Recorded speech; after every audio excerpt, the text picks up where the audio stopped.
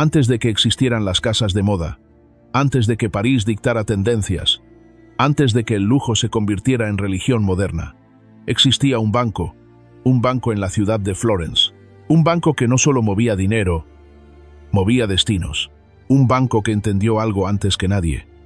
El poder no se grita, se financia. ¿Quién decidió que era bello en Europa? ¿Quién convirtió el arte en símbolo de estatus? ¿Quién entendió que patrocinar a un genio era más efectivo que conquistar con espadas? La respuesta no está en un museo, está en una familia. La familia Medici. Para el mundo fueron banqueros. Para la historia, mecenas del Renacimiento. Pero en las sombras, arquitectos de una nueva jerarquía visual. Porque cuando tú financias a un artista, no solo pagas una obra, pagas la narrativa, pagas la memoria colectiva, pagas la eternidad. En una Europa fragmentada por guerras, fe y ambición, los Medici descubrieron que el dinero podía hacer algo más que generar intereses. Podía diseñar la cultura. Patrocinaron iglesias, impulsaron escultores, respaldaron pintores, colocaron a miembros de su sangre en el Vaticano. No buscaban aplausos, buscaban control. Si tú decides qué se pinta, qué se construye y qué se celebra, decides cómo se ve el mundo. Y si decides cómo se ve el mundo, decides cómo se percibe el poder. Mucho antes de que existiera el concepto de marca, los Medici ya entendían la importancia de la imagen. Mucho antes de que el lujo se industrializara, ellos ya sabían que la exclusividad era una herramienta política. El Renacimiento no fue solo un despertar artístico, fue una estrategia.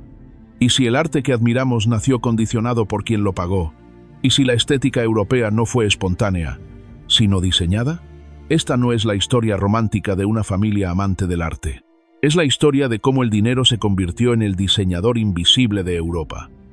Porque el lujo no nació en una pasarela, nació en una cuenta bancaria, y detrás de esa cuenta estaba el apellido Medici. La pregunta no es si financiaron el Renacimiento, la pregunta es, ¿lo dirigieron? Y si lograron moldear el gusto de una época, ¿cuánto de nuestra idea moderna de belleza sigue llevando su firma? Bienvenidos a la historia del poder que no necesitó coronas para gobernar. Bienvenidos a la familia que entendió que el verdadero dominio no se impone, se encuadra. Medici, el poder que diseñó Europa. Para entender a los Medici, primero hay que entender a Florence, porque Florencia no era un cuento de hadas renacentista. Era una ciudad nerviosa, ambiciosa, competitiva.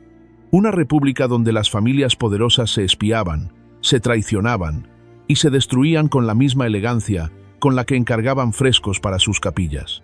En el siglo XIV, Europa todavía respiraba miedo. La peste había arrasado ciudades, la iglesia dominaba el imaginario colectivo y la riqueza comenzaba a cambiar de manos. Florencia no tenía rey, no tenía emperador, tenía comerciantes, y en esa ausencia de corona nació algo más peligroso: el capital. Las rutas comerciales traían seda, especias, tintes exóticos. Los talleres producían telas finísimas. Los gremios acumulaban influencia. Pero había un problema. Mover mercancías era arriesgado. Transportar oro era aún más. Europa necesitaba una nueva herramienta de poder.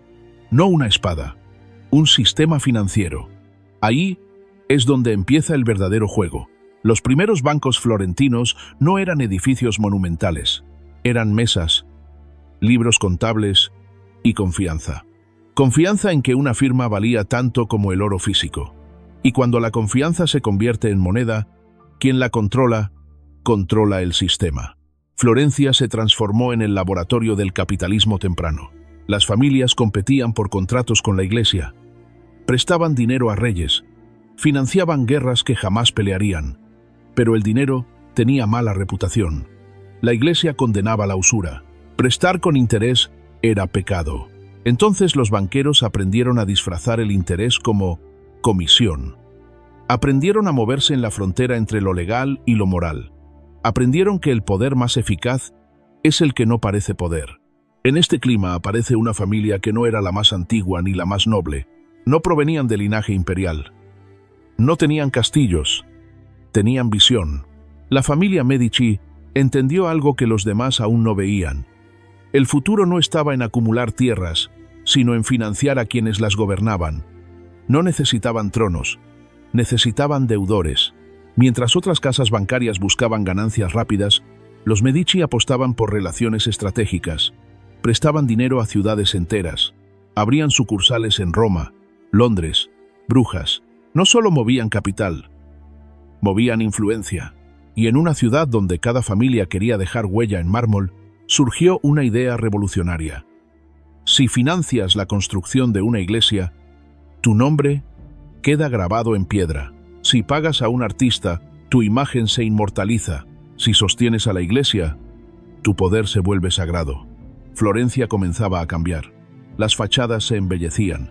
Las plazas se llenaban de esculturas. Las capillas privadas competían en esplendor. Pero no era simple amor por el arte. Era competencia simbólica. Cada obra decía: somos más poderosos, somos más refinados, somos más cercanos a Dios. El lujo empezaba a tener función política. En esta ciudad eléctrica, donde la estética ya se convertía en herramienta de estatus, los Medici preparaban su jugada maestra. No conquistarían Florencia por la fuerza, la conquistarían financiándola. Y cuando una ciudad depende de tus préstamos, no necesitas ejército, solo paciencia. Pero aún no eran los amos, todavía eran una familia más en el tablero. El verdadero ascenso comenzará con un hombre que entendió que el dinero podía comprar algo más valioso que poder inmediato. Podía comprar legado.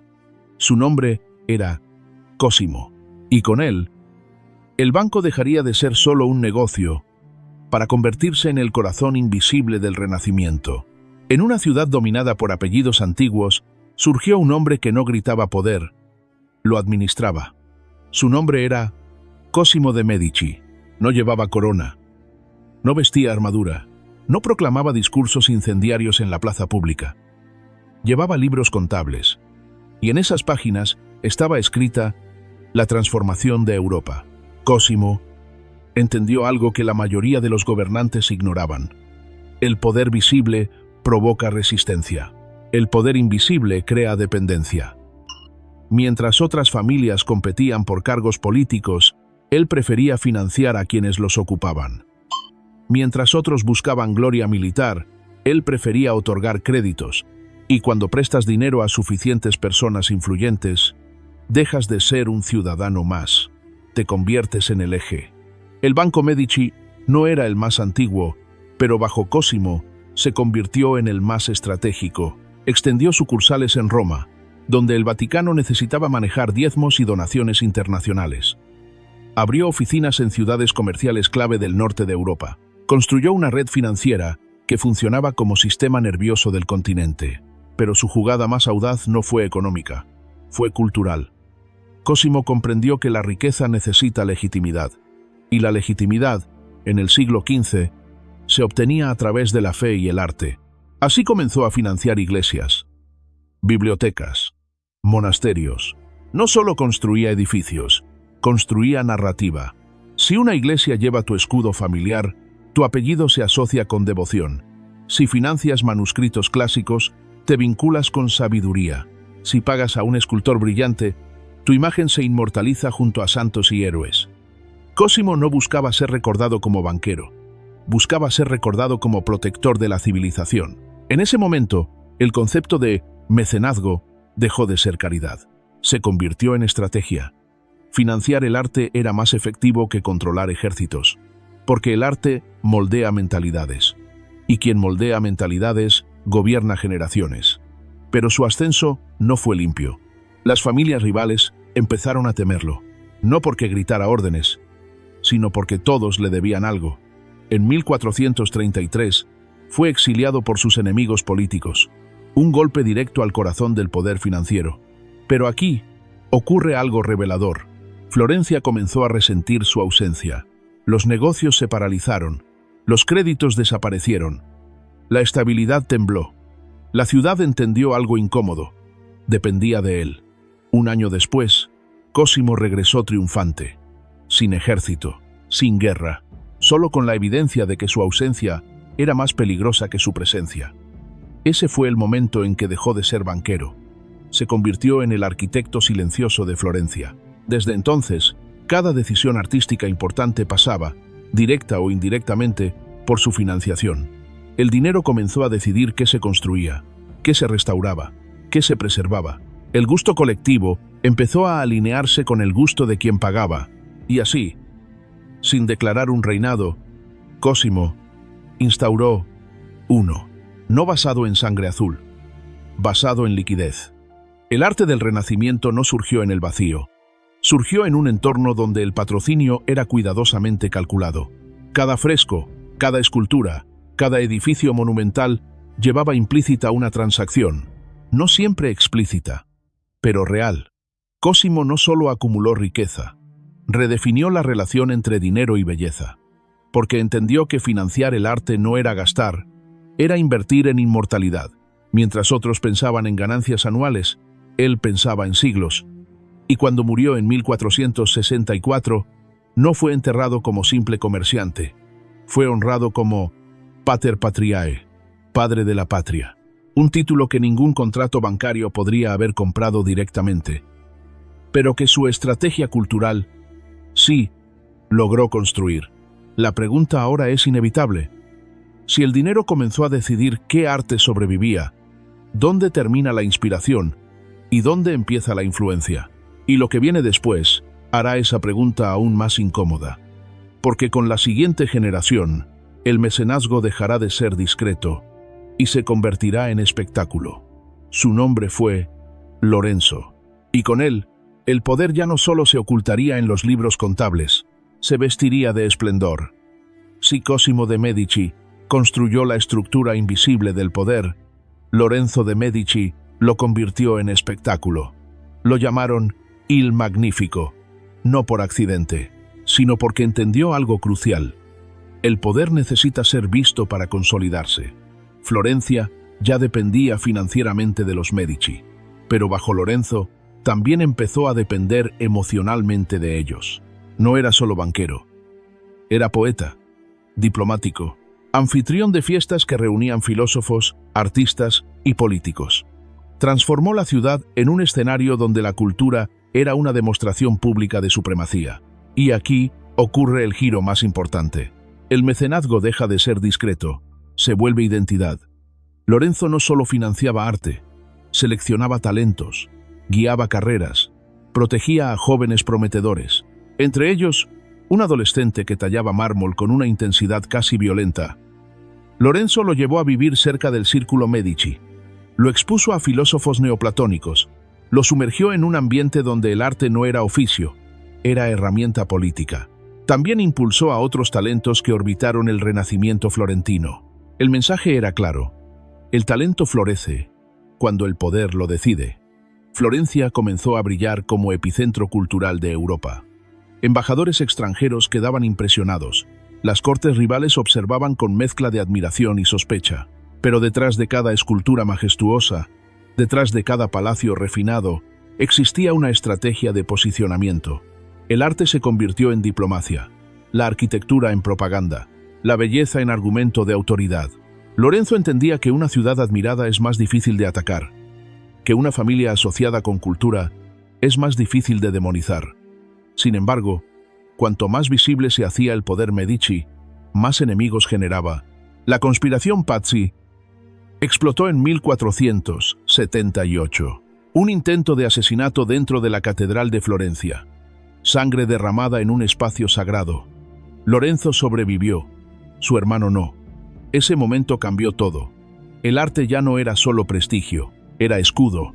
Tras la conspiración, Lorenzo consolidó aún más su influencia.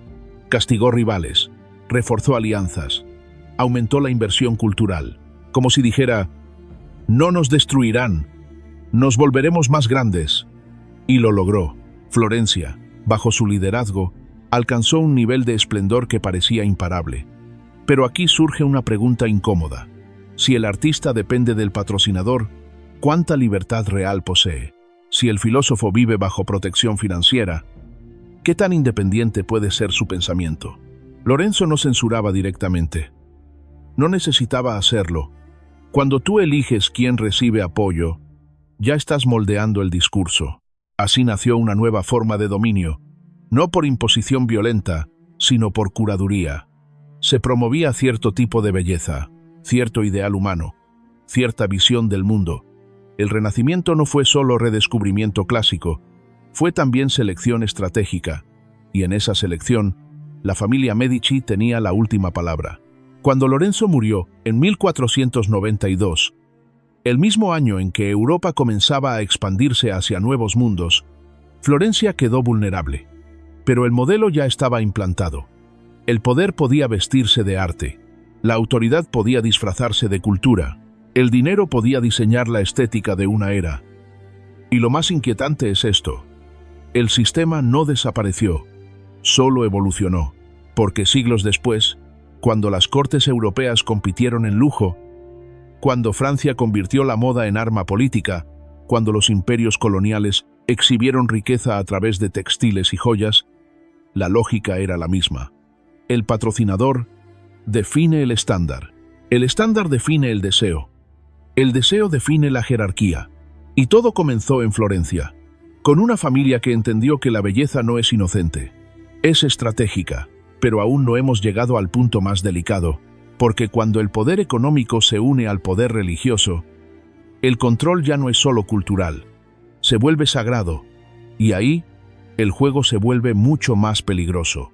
Hay un momento en que el dinero deja de ser suficiente, porque puedes financiar ciudades, puedes influir en gobiernos, puedes moldear la cultura, pero si quieres control absoluto, necesitas legitimidad divina. Y la familia Medici lo entendió mejor que nadie. No bastaba con dominar Florence. Había que entrar en Roma. Había que entrar en el Vaticano. Y lo lograron. 2 miembros de la familia llegaron a convertirse en papas, Pope Leo X y Pope Clement VII. Aquí la historia deja de ser económica. Se convierte en teológica. Cuando un Medici se sienta en el trono papal, la frontera entre fe y estrategia se vuelve difusa. Porque el Papa no solo es líder espiritual, es símbolo supremo de autoridad moral en Europa. Y si el apellido Medici ahora está asociado con la voluntad de Dios, ¿quién puede cuestionarlo? Bajo el papado de Leo X, Roma se convirtió en un espectáculo artístico. La construcción, la decoración, la monumentalidad se intensificaron. El arte ya no solo glorificaba a la Iglesia, también reforzaba el legado familiar. Financiar arquitectura religiosa era elevar el apellido a lo eterno. Pero el exceso tuvo consecuencias. El lujo eclesiástico generó críticas. La venta de indulgencias para financiar proyectos grandiosos provocó indignación. Y en el norte de Europa, un monje llamado Martin Luther comenzó a cuestionar la corrupción del sistema. La reforma protestante no fue causada únicamente por los Medici, pero el clima de ostentación y poder eclesiástico concentrado fue combustible. Aquí surge una paradoja inquietante. El mismo modelo que elevó el arte europeo a niveles sin precedentes, también contribuyó a una fractura religiosa histórica.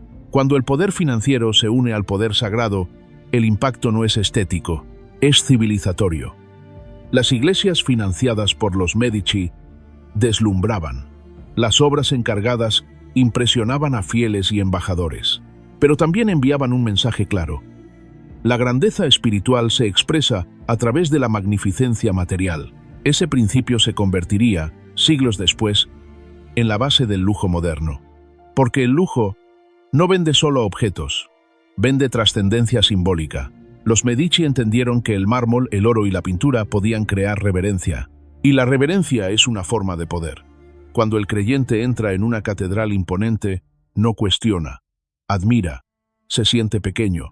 Esa emoción es política, y ese mecanismo emocional sería replicado en palacios reales, luego en cortes europeas, y finalmente en las grandes capitales de la moda.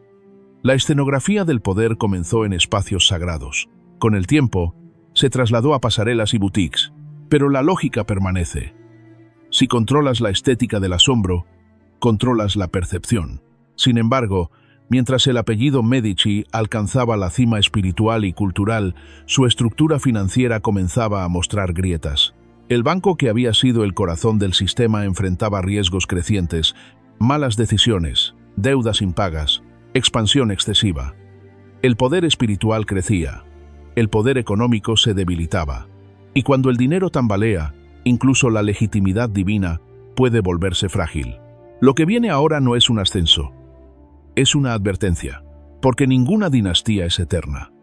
Pero algunas dejan una huella tan profunda que incluso después de su caída, el mundo sigue funcionando bajo las reglas que ellas diseñaron.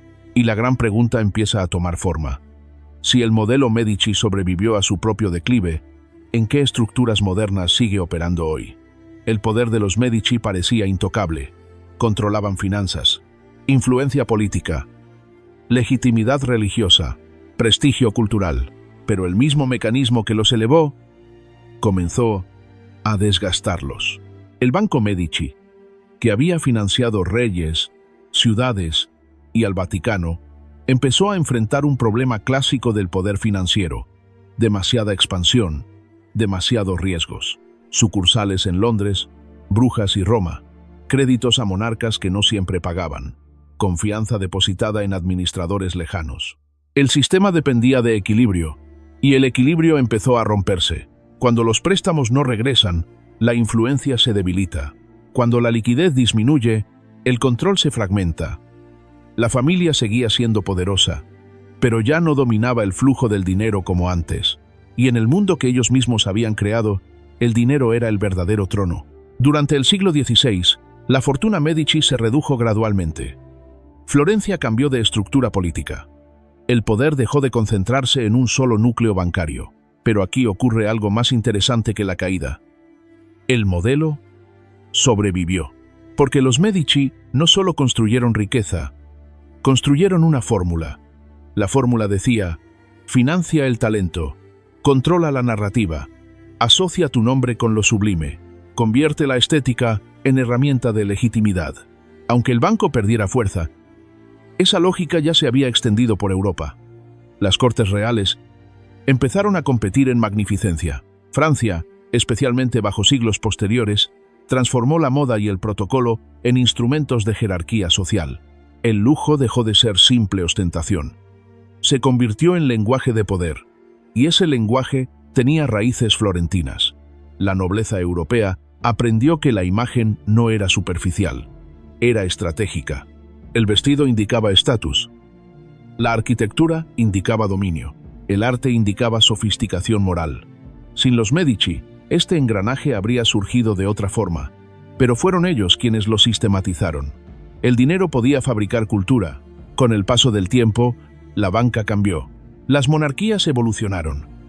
Las revoluciones transformaron Europa, pero la estructura invisible permaneció intacta. Siglos después, cuando nacieron las casas de alta costura en París, el principio era el mismo. Un pequeño grupo define el estándar.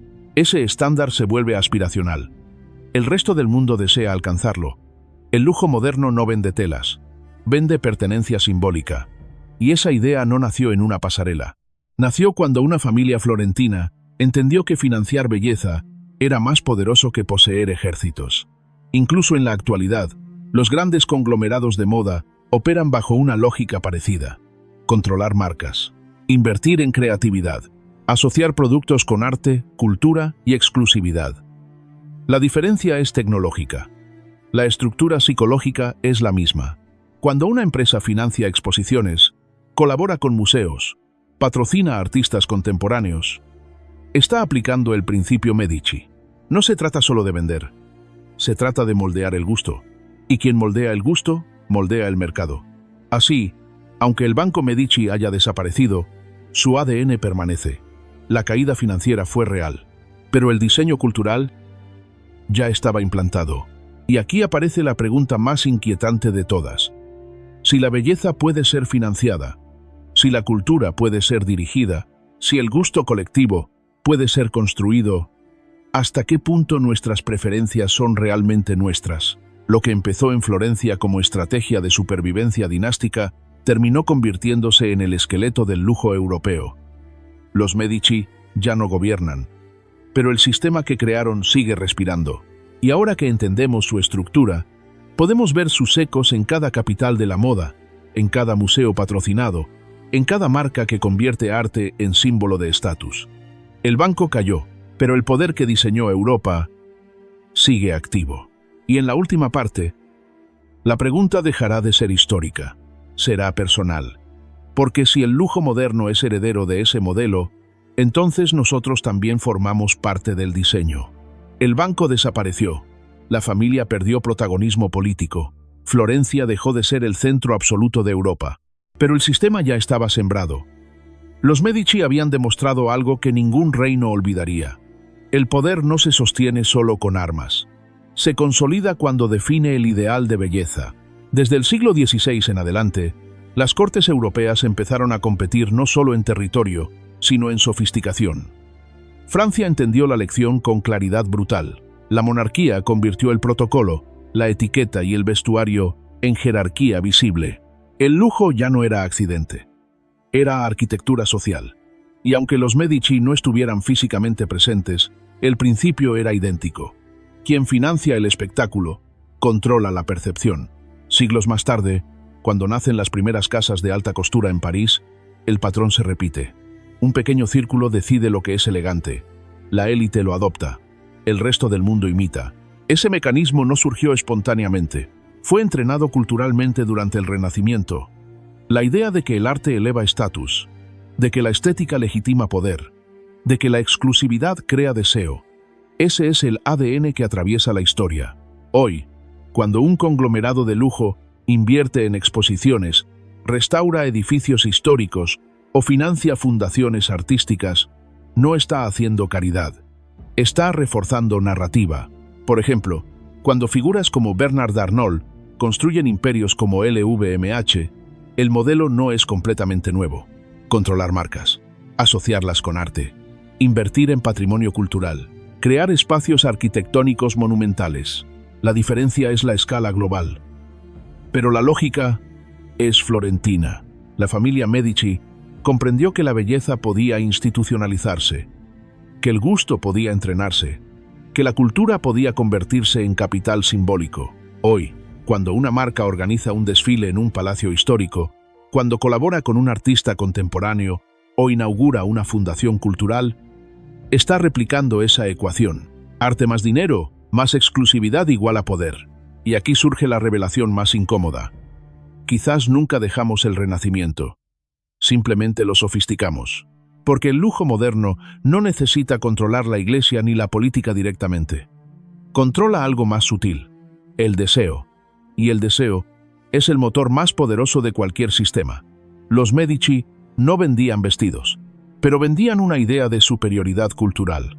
No diseñaban ropa, pero diseñaban el entorno donde esa ropa se convertiría en símbolo. La estructura que ellos iniciaron permitió que, siglos después, el lujo se convirtiera en industria. No era solo comercio, era herencia simbólica. Y cuando entendemos eso, la historia deja de ser pasado. Se vuelve espejo, porque cada vez que admiramos una obra financiada por una élite, cada vez que asociamos lujo con refinamiento cultural, cada vez que confundimos estética con legitimidad, estamos participando en un sistema que comenzó en Florencia. El apellido Medici ya no aparece en titulares, pero su método sigue operando en silencio. Y la pregunta final ya no es histórica, es personal. Si el poder puede diseñar la belleza, ¿cuánto de lo que consideramos sublime fue cuidadosamente construido? Porque Europa no solo fue conquistada con ejércitos, fue diseñada con cheques, y detrás de los primeros estaba un apellido que entendió que la eternidad no se hereda, se financia. Los Medici no fundaron la moda, no inventaron la alta costura, no desfilaron en pasarelas, pero crearon el terreno donde el lujo podía nacer, financiaron arte para legitimar poder, usaron cultura para consolidar influencia, transformaron estética en estrategia. El banco cayó, la dinastía se diluyó, pero el modelo sobrevivió. Hoy, los nombres cambian, las estructuras se modernizan, las capitales se multiplican, pero el principio sigue intacto. Quien financia el arte, influye en el gusto. Quien influye en el gusto, moldea el deseo. Quien moldea el deseo, gobierna sin necesidad de trono. Medici no solo fue una familia poderosa, fue un sistema que convirtió el dinero en narrativa, la narrativa en belleza y la belleza en dominación cultural. La historia oficial habla del Renacimiento como despertar artístico, pero en las sombras, También fue una lección sobre cómo el poder puede diseñar civilizaciones. Y ahora que conocemos esa estructura, la pregunta ya no es si existió. La pregunta es, ¿sigue funcionando? Porque tal vez el verdadero lujo no sea el objeto que compras, sino la idea que alguien más decidió que debías admirar. Y esa es la herencia más silenciosa de la familia que diseñó Europa. Medici. No solo financiaron el Renacimiento, financiaron el concepto mismo de prestigio. Lo hicieron por amor al arte o por amor al poder. ¿Qué opinas tú? Escríbelo en los comentarios.